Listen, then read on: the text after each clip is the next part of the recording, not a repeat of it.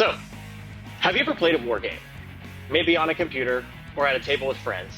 Okay, Risk or Axis and Allies or Age of Empires, this kind of game, right? Well, everybody, each player has their own characteristics. They have their own mood of the day. They have a starting position and resources, and they're probably going to make plans about how to go about winning the game, right? Well, naturally, we're not all AI robots with identical starting positions and identical plans, and we'll probably encounter unplanned changes along the way. Hi, Eli. How are you doing today? I'm great, Alvin. How are you? I'm doing well. Actually, I was playing some of the classic games this week. I wonder, have you ever played the Age of Empires or StarCraft? Sure. Maybe thousands of hours of StarCraft. Oh, that's like very impressive. What's your favorite species that you play in StarCraft?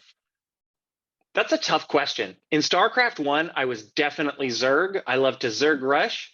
But in StarCraft 2, I'm more of a Terran. I like to turtle and be technical. Ah, interesting. I'm the completely opposite. I like Protoss, especially the carrier. Sure. Yeah. And since we're talking about war game and StarCraft and Age of Empire, I wonder, do you think those war games relate to IR somehow? When I first played those games, I didn't study IR. I played those games when I was a kid. Then after I start to study IR, I see some of the IR concept become more and more apparent in those games. What do you think? I think for me personally, one of the big reasons why I want to study IR, why I chose to study IR, was because of these games. Like you, I grew up playing them. I love them. And the questions that I couldn't answer from playing thousands of hours, I want to answer with theory. I want to try and find more scientific ways to answer them. I want to try and spend more time thinking about the whys and the hows of the game, not just play the game, but play the game behind the game. So yeah, absolutely. I think it's a great, interesting thing that I think more people should be interested in, and I think they are these days. Wow, very interesting. I thought, maybe I'm actually subconsciously influenced by that. That's why I got interested into IR, but I didn't know at that time. Maybe that could be like video game play important role on getting me into thinking about IR issue, international relations, and so on and so forth. I just wonder what puzzles you the most when you were playing those games. So as I mentioned, I've played thousands and thousands of hours in board games. I grew up in my family's used books and board game store, so there was little else to do. So for me, from a very young age, I had learned the mechanics of how to win a game, any game, and how to do it really well. And I became a target in my community. And so the questions that I couldn't really answer were, what takes place outside of the game that influences the game, and what influences game to game between tactics to strategy to like meta strategy outside the campaign level, in the cultural aspects of it, and these kind of things that really the game isn't trying to answer. It's just a game, but you as the player start to evolve over time with the game, and these are questions that linger, I think. Very interesting.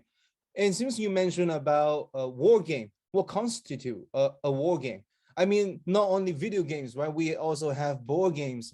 For example, Risk. I don't know if you played that board game Risk. I think I enjoyed it a lot. And so let's get to this question. What does it? What is a war game actually? So I think there are some concepts in that most war games will probably share in common. And there's actually a website, boardgamegeek.com, and they have hashtags or meta tags for games. And inside the war game category, a very common one is called area of control. There's a map, and I have my section and you have your section, and I'm trying to expand my section within the bounds of the game to meet some sort of victory condition. So this idea of area of control is pretty present throughout most war games. Another thing that's really common in war games is there's going to be actions that you can take, and they will have costs and provide you with something. For example, you can spend your action, your utility, to invest in your production capacity, or you can spend your utility to invest in developing new plans for the future. And so this is another one of the major concepts in war games, this idea of utility and how to spend it. And another thing that war games usually have in common is some sort of victory condition, because it's a game. It's not theory. It's we're not trying to solve anything. We're trying to have fun, and so it has to end at some point for it to be fun and not take all day. So a lot of war games are going to have a victory condition, and those may be a set period of time or a set resource value. And they don't always require domination, I think is important. A lot of war games, focus on technological supremacy or cultural supremacy. Those are, kind of options, but they all tend to sort of have a finishing point. So that, if we're looking at later on, we'll talk about this when you're talking about game theory. Game theory typically divides games into finite or non-finite. Well, board games are probably more towards the finite. War games, computer and board, probably more towards the finite. But when I was talking about earlier, this what happens between the games can sort of make it feel like an infinite game. Yeah. Do you like finite game or do you like infinite game? Or like, do you like a customized game or do you like more mission-based game? That's a good question. And I think that's something that really differentiates war games from game theory. Game theory has a lot of set small games, usually one player, two player. There's very limited choices and very finite.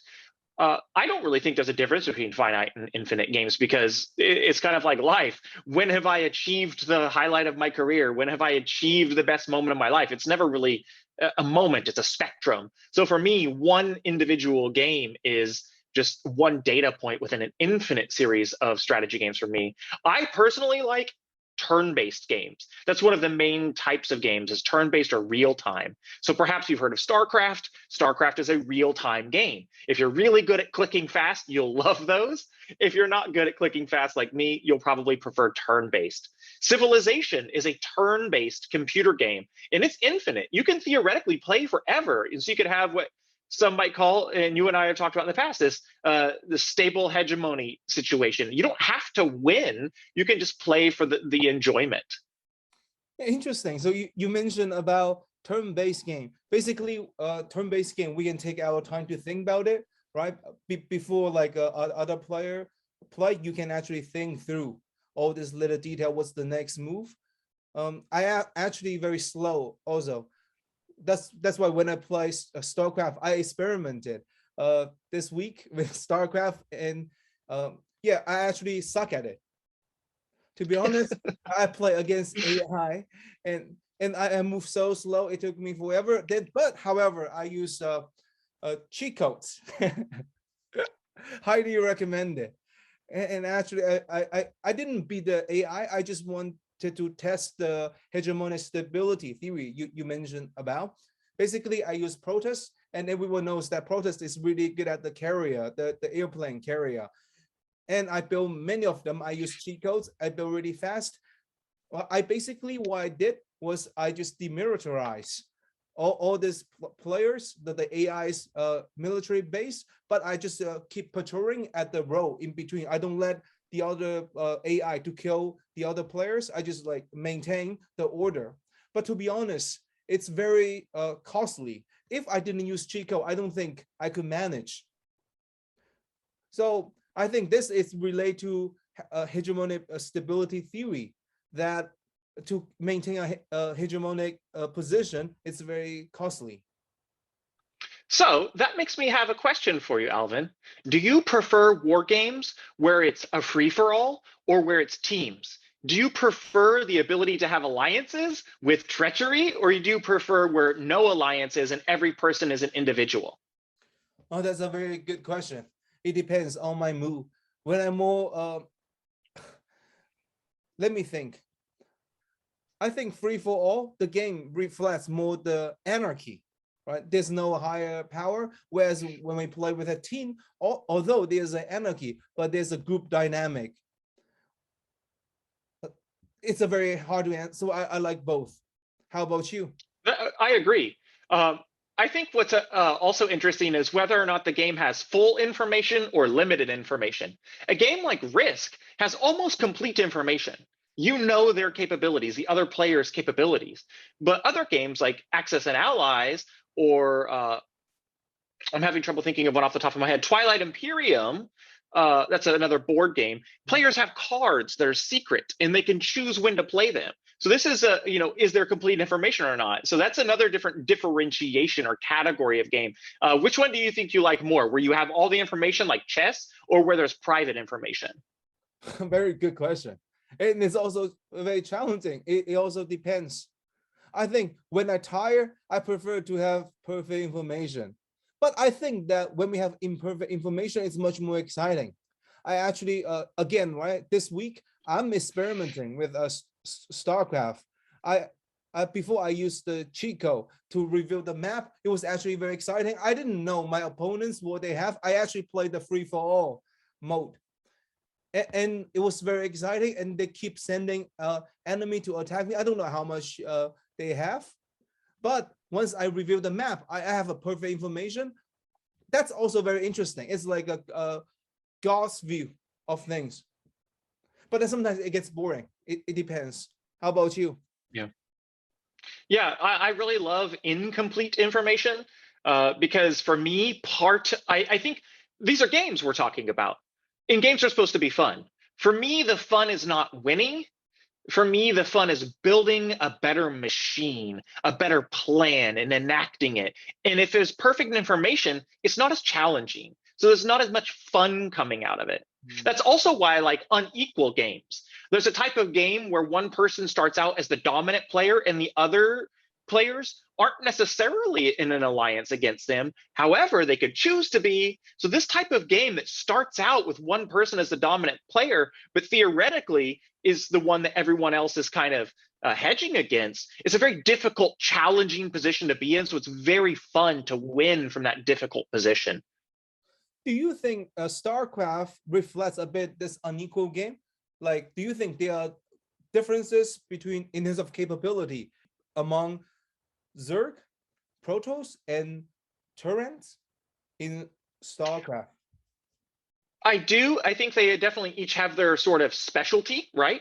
Zerg is sort of equipped attacking early in a game if they're choosing to attack. Of course, we don't have to attack. They're equipped to attack early. Terran are really good at defending. Protoss are really good at overwhelming forces. But I think the game like that, and most war games in general, because they're games, not reality, they're balanced so that players can sort of manipulate around these specialties. And I think that's part of what makes it fun, is because no, you can't ever say a Zerg versus a Protoss is always equal. It's not going to be. However, the game is set up with enough variables and enough, because it's a short time frame, that it encourages the players to experiment, and everything's always different. So you really have a hard time proving that it's unequal, where players often have opportunity to pursue different paths. And I think that's part of the fun of it. Also, like geographical advantage. For example, Zerg has a lot fewer units that can go over water or fly versus other races like Terran or Protoss. They have one really good unit, but really just the one unit. So a geographical, like this takes place in a map, right? Not all war games take place in a map. Some are abstract, but StarCraft does take place in a map. Risk does take place in a map. Accident Allies does take place in a map. So your starting position, your sort of race special ability can be good or bad based on the geography or the context of each individual battle. And I think that's something that also makes these sort of difficult to quantify the imbalance, but part of the fun of calculating your win.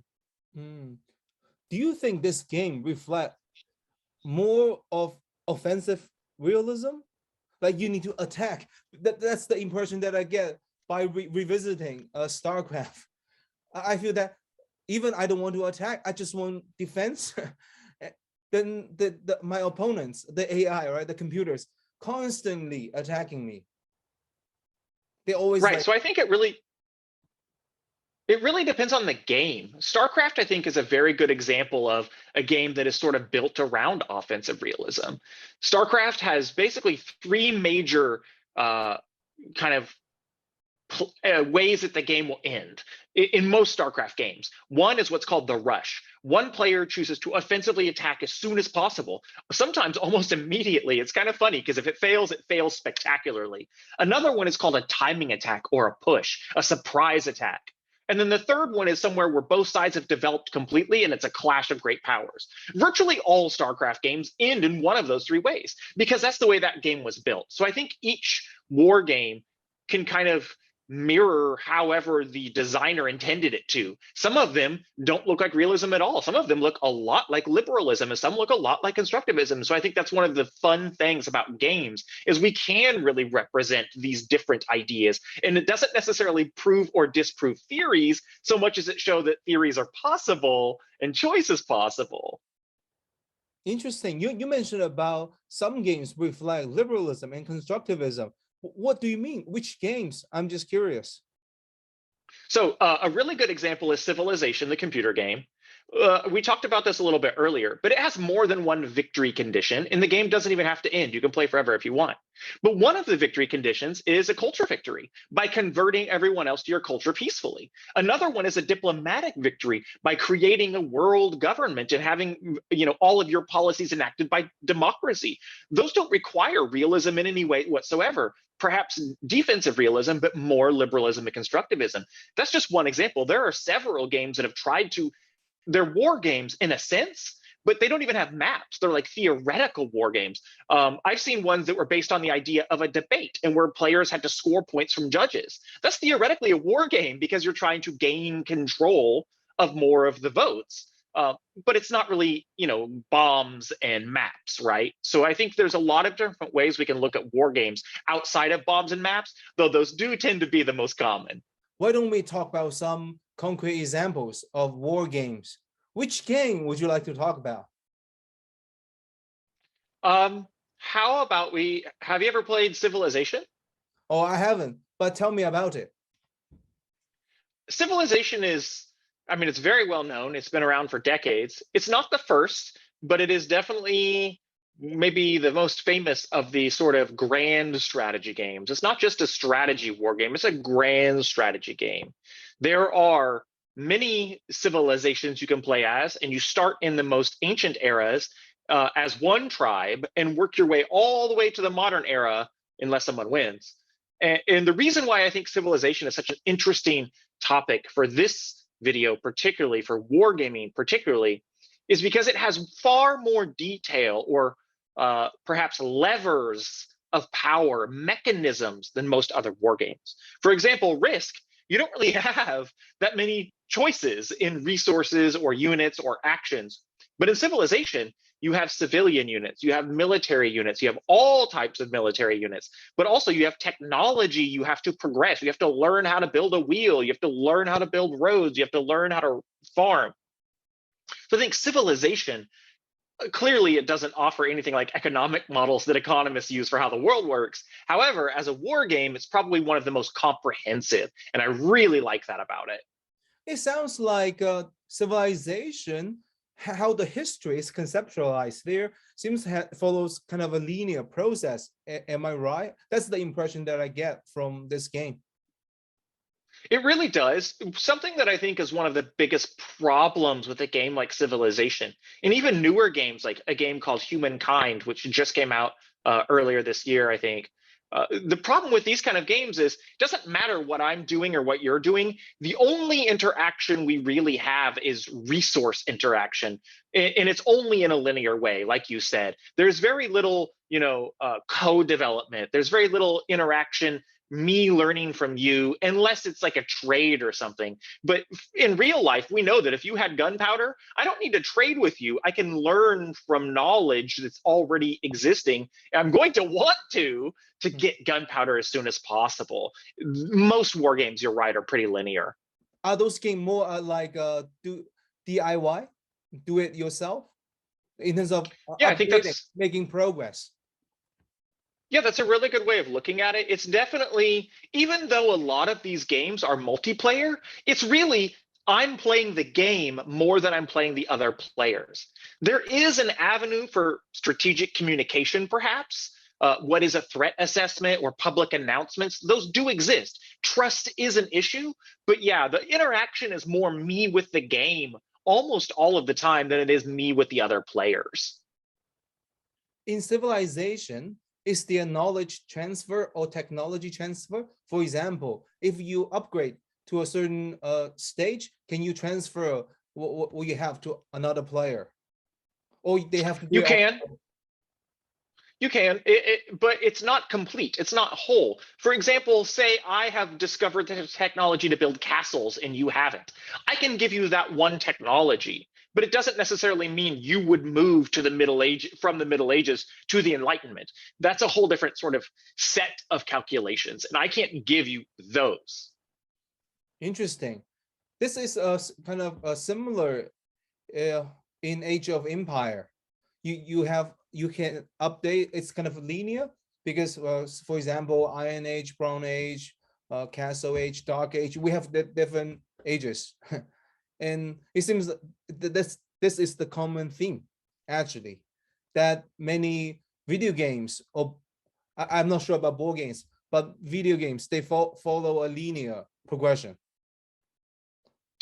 I'm glad you brought that up because I feel like these video games have a larger or grander scale because the computer does a lot of the work.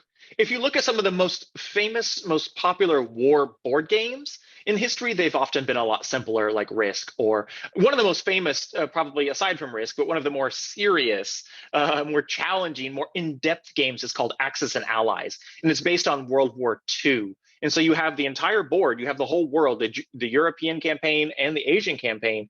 And in that game, even if we're players, it's very hard to interact with each other. For example, say you're playing as England or the United Kingdom, and I'm playing as the United States. It's my ability to interact with you is limited to the actions within the game. So I can't give you a technology so much as I could fly and give you an airplane, right? These are really concrete interactions, and it's because it's a board game, and there's a lot. It's simpler because the medium through which we play it. What is the optimal goal of civilization? What is the final aim for this game? If you're playing a game of civilization, there's a technological victory, there's a culture victory, there's a religious victory, there's a diplomatic victory, there's a military victory, and there's unlimited mode. Each time I think a player goes into it, they decide for themselves what their goal is. And I think this is really important about wargaming. This separates it from IR. IR, we often talk about what is the unit of analysis, who is the actor or actors or non-state actors or whatever that's going on. We automatically know these things when we go into a war game because we're the player. And so for me personally, I love winning through a technological victory or a diplomatic victory or a culture victory, but I'm especially best at a military victory, although it's probably my least favorite. What about you, Alvin? When you play a game like Age of Empires, what is your goal? I think the goal is kind of set already. I think in Age of Empire, you kind of have to win, right? Militarily. It's impossible to win if you're military weak. However, I like peace. I want to develop the economy and then to have defense, to have this hegemonic power. Basically, military, I want to be the strongest. However, I do not want to attack other people and then they don't mess around with me. But what I find is that even I might be the strongest in the game, but then other players still attack. So it's very hard to maintain peace, actually, because I think the game kind of determines the aim and the goal. That's why I should try out the game Civilization. Maybe I will like it because they are multiple purpose, multiple goals with culture, with religion, with technology. But that's just not the case in the Age of Empire. Is Civilization state-centric? Is the player, is the view from the state perspective, or it's not? Absolutely. From state. And the Age of Empire, it's a bit from the perspective of the empire or civilization, right? But does it change? It seems to me that Age of Empire, on the one hand, it's trying to present a civilizational perspective, but it's actually very state-centric. One of the themes you mentioned before, it seems to me there's one important common theme is territory. You mentioned about we need to control certain territory in those games. Do you think board games somehow reflect the Western modernities of international order? In particular, Westphalia. We have a clear demarcated border. Wow, that's a fantastic question. So there is a big separation in the gaming world, not just talking about wargaming, but zooming out just a little bit to gaming in general. A lot of American games are based on territory control in states and nations, especially our war games. However, there's a whole other type of game, and they call them Eurogames. A lot of them come from Germany, where it's about point scoring. The end of the game happens at a set time, and the player with the most points wins. Even their war games are often the victory is decided by points, not territory. So it's very interesting to say who's making the games, and that perhaps influences sort of the way it's made or the goals for the players within the game. Do you mean those Euro games? You don't have to conquer the other players at the end, as long as you have the highest score, then you are the winner. That's right. Oh, interesting. And again, back to StarCraft, in the customized games, you can actually have to destroy all your enemies in order to become the winner. And now let's talk about some of the concrete mechanics of these board games. Can you tell us what are some of the tactics or options or levels of actions that we use in board games? Sure. So as I mentioned earlier, almost all war games have some sort of utility that players can take. If you don't have an action, it's not really a game, right? You're just watching. So players typically have actions, and this kind of serves as logistics, right? It's like your currency for doing things. And there's other currencies. Money is often involved in war games. For example, I need $28 to buy a tank. That's kind of like a typical transaction you could have in a war game. Also, your resources can be the tanks themselves. I have 10 tanks, you have 8 tanks, so I need to do the math in my head if that, what the value is on that. So typically we call these our actions and our currencies. You may have plan cards or like cards you can hold in your hand. You may have so many actions per turn you can take. These are sort of the resources and costs that players have to juggle. Time can also be one. There are some games I've played that actually have physical time built into the game, and you have to take your actions within a certain amount of time. These are kind of the resources players are juggling, and they have to make decisions with. Yeah, totally. Warcraft, sorry, no Warcraft, StarCraft. Actually, StarCraft, the resources are quite simple, only mineral and gas. In other games, such as Age of Empire, we need much more resources. Isn't it kind of related to economic determinism? The more resources that one has, it's likely that person will win the game. I mean, that's why we have cheat codes, right? To how to get the mineral and gas in StarCraft. I think it really boils down to not just the resources you have, but how the other participants make their decisions. I mentioned earlier, there's games where you can start as the big player with all of the resources, and there are other players who are sort of loosely allied against you. You can still lose those games. And that's based on decisions, not necessarily based on power. There are certain times, I think I've seen this, we'll talk about this later on, but there are certainly times in games where players have to reassess who's a threat and who isn't. And they may decide that the player with the most resources isn't the threat. Or everyone may decide that the player with the most resources is the threat, and therefore they no longer become the threat because they have too many enemies. So it really boils down to how do we make our decisions. Yeah. And speaking of that, I was thinking about, I recall in the Age of Empire, you can actually give your allies resources. Am I right? Or I haven't played that game for a long time. That's right, you can. You can give, can you give trade resources with the enemy, or only, you can do that also? Yeah, you can donate, actually. There's a system in Age of Empires that allows you to donate resources to any player you want. How about StarCraft? Can you give resources? I can. You can definitely give them to your teammate in StarCraft 1. I don't recall in StarCraft 2. It's been a while since I've played. Oh. And basically, but in other games such as Risk, you can't. Even if you have a friend in the game, you can't influence their position. Earlier, we were talking about alliance, and you don't have to be actually the top player, the kingmakers, in order to win the game, as long as you know how to balance with different players. Do you think this reflects a bit of the balance of power in war game? This concept of It balance, can. It can. bandwagoning, and It can, absolutely. It depends on the game, though. Some games, really reward that type of play by design. Other games I've played don't. There's a specific game I'm thinking of called Power Grid, and it's not a territorial war game. It's more of a corporate war game. You're trying to build the best power grid, but it's still a war game nonetheless because there's area to control, there's strategy, there's resources. In that game, even if one player is the runaway victor, it doesn't help anyone else to spend their resources building an alliance. It's like sunk costs. It never helps you to try and help anyone else in that game. It only ever serves you to further develop your own position. So I think it really depends on how the game designer builds the game. There are some games that absolutely benefit alliances. Yeah, StarCraft is one of them. I remember several times as a child, we would be playing StarCraft tournaments and we would have alliances, and then we'd break our alliances and backstab each other with new alliances to see who could be the last one standing. So Alvin, let's talk about the difference between wargaming, IR, and game theory. Tell me, what do you think is the difference, or what is the relationship between these? Oh, that's a very good question.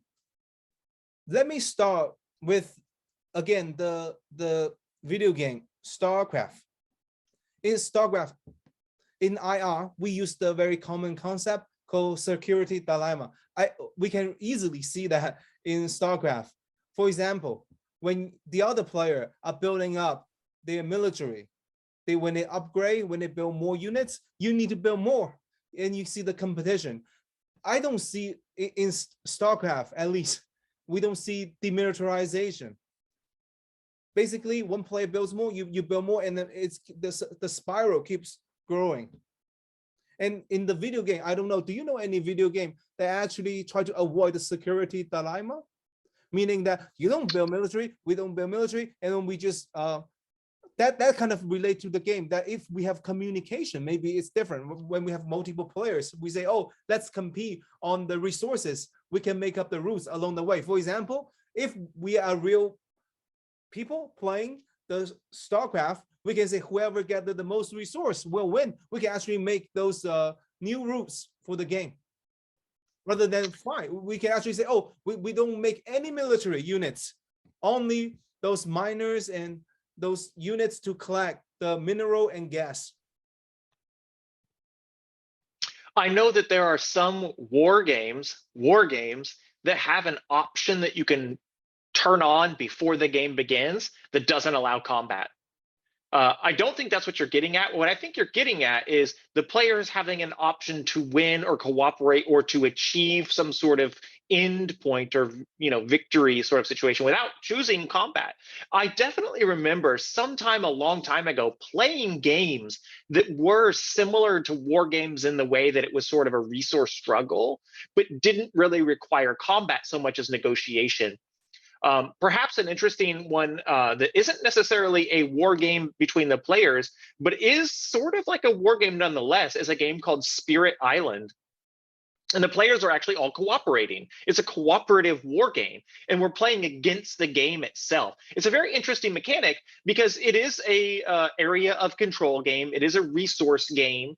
And we have literally military units, but we're not using them against each other. We're actually separate players of an alliance playing against one enemy, which is the game.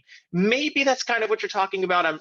But I honestly think what you're getting at isn't really an option out there for most games other than tabletop.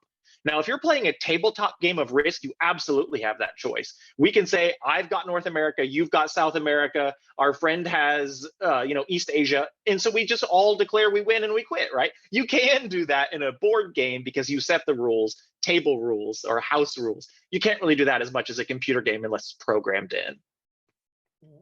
It's a preset already. Basically, they're gonna preset for military comeback. But what I'm trying to getting at is kind of like Alice went. I'm trying to get to constructivism. When famously say that anarchy is what the state make of. I wonder, is the victory is what the player makes of? Basically, if the game is predetermined, however, we can play the game differently by reforming the rules. For example, when we play StarCraft, we just negotiate. If let's say we have a few players, let's say 8 players, then we set a rule. We will not make military units, and we will only collect mineral and gas. Whoever has the most will win the game. Yeah, I think that's a really fun concept. And then, but however, let's say if the computer determines who wins, right? If we have another player who actually say, oh, you will collect mineral and gas, then that person builds up the military, then that person wins in the system. Just imagine that the computer game is like the system. And then we make the rules, say, okay, we talk about, we have the international society. We say, oh yeah, we don't make combat, we only collect resources and build more houses, whatever units, and peaceful. But if one person didn't follow the rules, it will break the whole game. Mm-hmm. I think that's really interesting because it's very similar to the idea in game theory of finite game versus infinite game.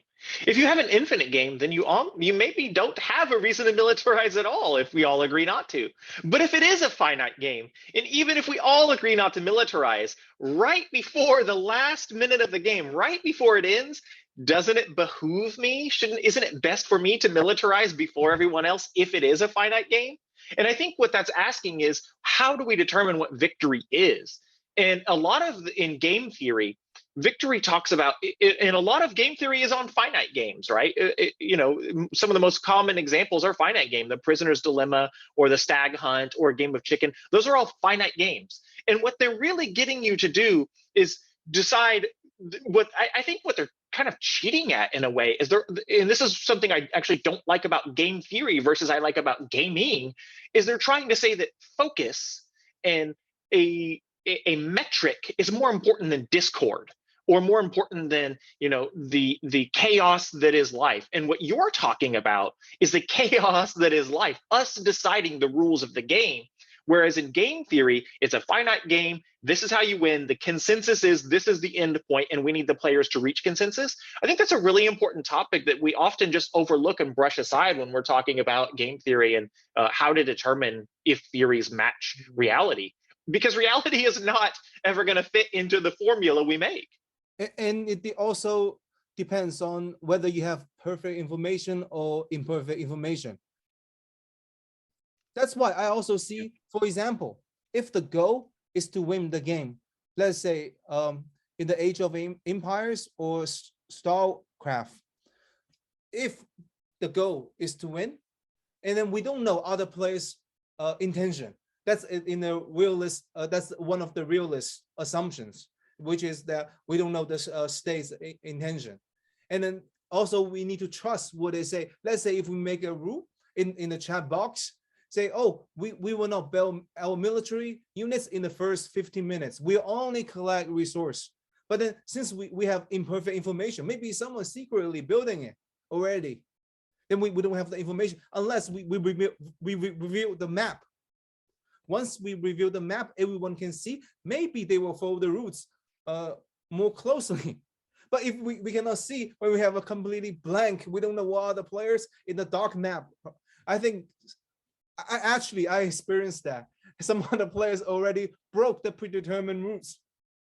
I don't know if you experienced that or not, but when you review a map, absolutely, everyone is watching, and then they hesitate to break the routes. Mm-hmm. Yeah, I think that's a really interesting mechanic. You were talking about realism, but what I'm hearing is liberalism. Because as soon as one person moves to militarize, the other powers, if there are any, will then rely upon institutions, the original rules. And they will rely on that constructivist plan of we agreed to do this to enforce the liberal rules. So yeah, I definitely think there's, we're getting back to the IR question of it. There is theory here. These things that happen in a war game definitely mimic our theory. And actually, I believe there are common trends and common things we can actually learn from war games that match our theory. For example, one that I really love You see this all the time in war games. If somebody's in last place, nobody ever attacks them. There's no benefit to it. And if somebody's in first place, most people do attack them because it's kind of what's worth it. And nobody likes to be a kingmaker. Nobody wants to be, oh, I can't win, so I'll decide the winner. So these definitely have, let me say, purchase. They have use in IR theory. And I think that's really fun. These trends or common themes we can learn from war games that we can bring over to IR. And we've been talking about video games a lot. I actually want to play it now. I think maybe next time we should actually play the game, and to really play the game and show those IR ideas there. And we can try to play the finite and infinite game, as well as with perfect information and imperfect information. Which game would you like to try next time? Right now, I am playing a lot of a game called Humankind. It was made by a company, I believe they're from France or France, or yeah, I think France. It's an interesting new take on the war game. Instead of having no boundaries on the map and the players build their own boundaries, the boundaries are preset provinces, and you either control a province or don't. And that's one of the major changes that I think is really interesting. And actually, a lot of the European style games do that. The actual units of land or area are predetermined, whereas a lot of American games don't do that at all. But another really interesting thing about Humankind is, in Civilization, I pick the Greeks. I'm the Greeks the whole game. But in Humankind, each time there's a new era, I can pick a new civilization to play as, or a new culture, I think they called it, to play as. So I could play as the Greeks now, and I could play as the Turks later, and then I could play as the Germans later. Pretty interesting. I think that's pretty fun because it lets you kind of dabble in fantasy. And this is something that, you just said. You were thinking about a game. That's exactly what I think wargaming offers IR. It's fun. It's just a game, sure, but it's fun. It's not the real world, sure, but it's fun and it engages the mind. It resembles the real world, and we can learn and expand on our theories, I think, from it. Do you think that Humankind reflects a bit postmodern condition, like hybridities? It sounds a bit like that. Sure. Yeah. And going back to the, you were talking about the people tend to attack the most powerful players in the game. Let's talk about a concrete game. Like, where did you get this idea from? Which game? So Civilization, the computer game, actually has a board game version that you can play in person with your friends.